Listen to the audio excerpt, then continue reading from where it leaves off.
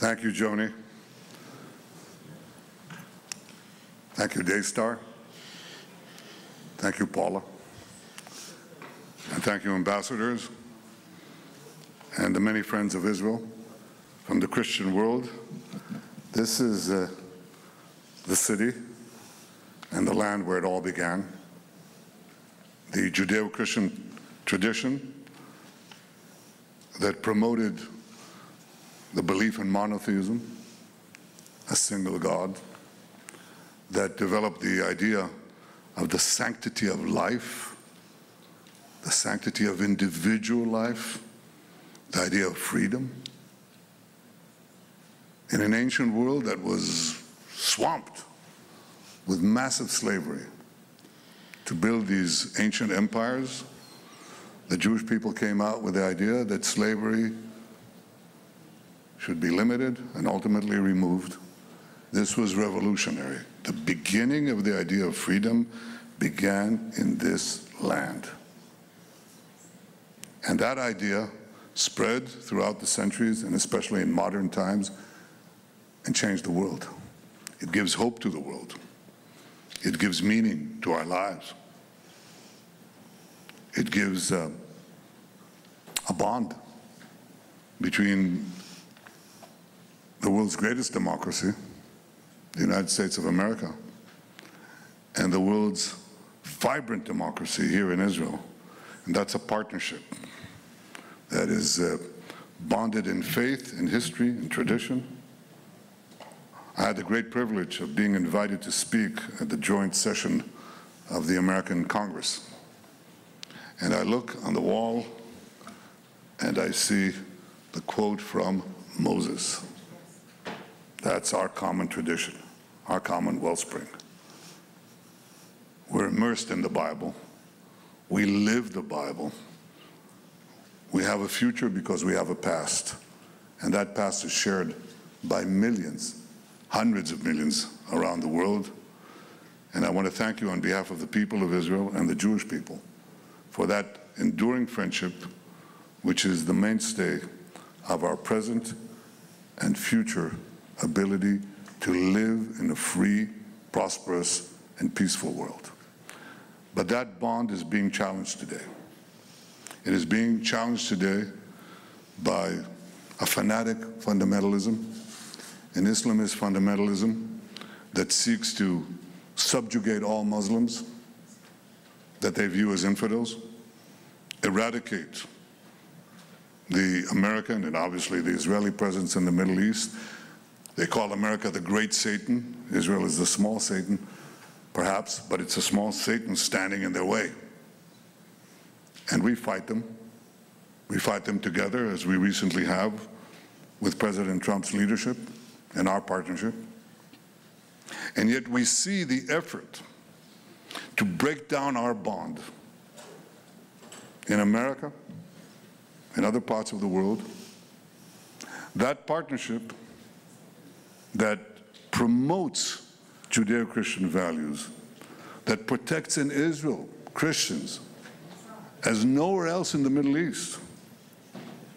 That truth is being reversed, put on its head by a campaign of lies. Israel is now portrayed as the enemy of Christians. And the enemies of Christians are portrayed as the friends of the United States. Iran, a friend of the United States, an innocent victim. The Muslim Brotherhood, who chant death to America alongside Iran, friends of America. Hamas, these monsters who burned babies, raped our women, beheaded our men, and chant death to America, friends of America.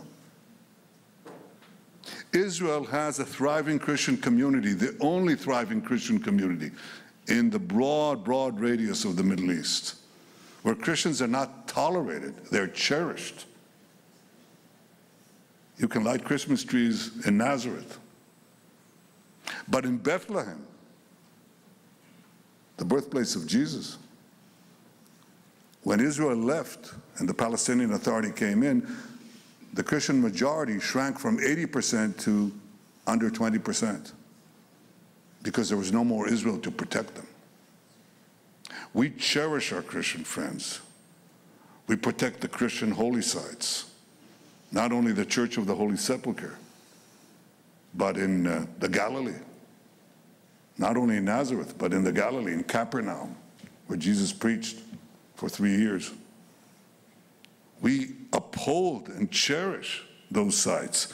So Israel, the guardian of Christianity in the Middle East, is presented on American television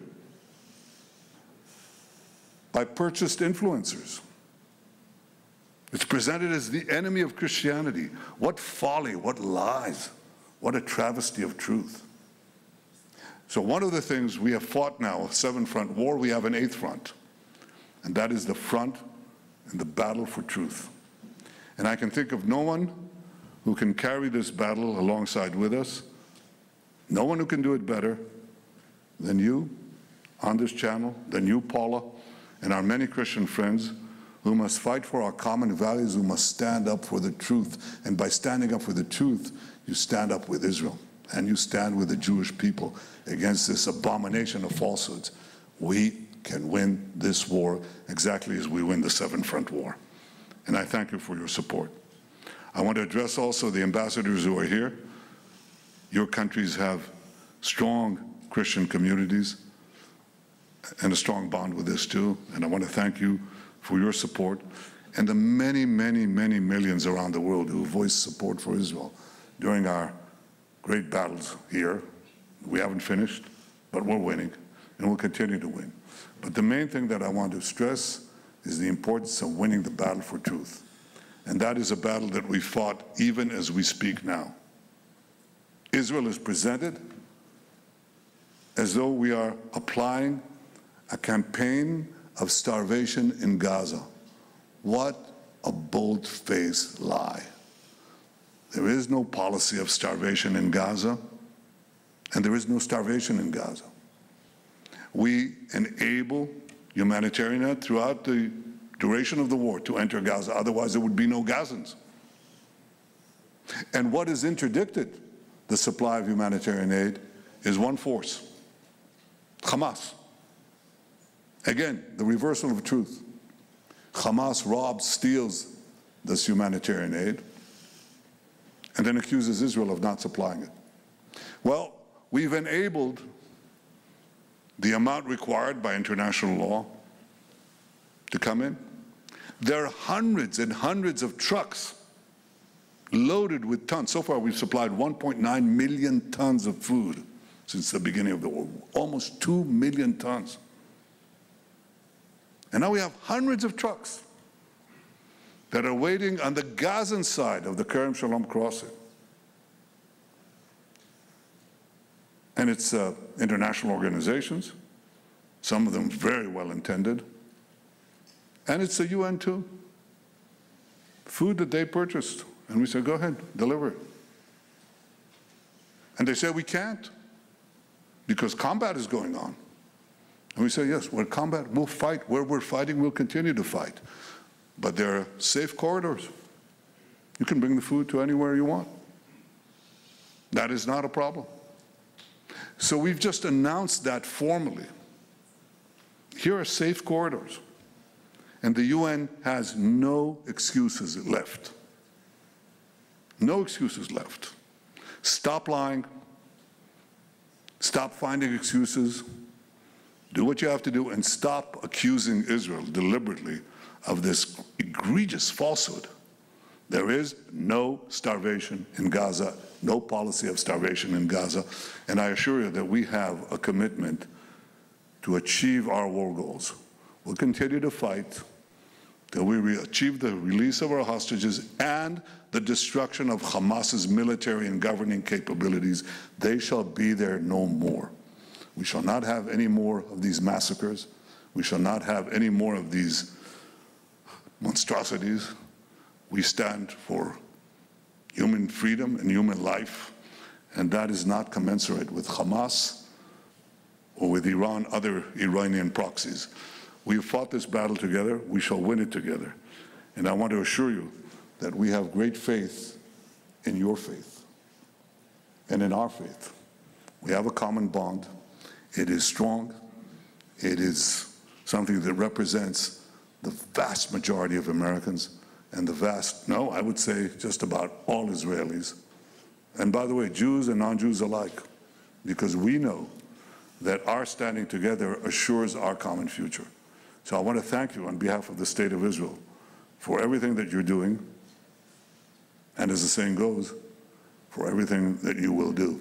Thank you all. Thank you very much. Thank you.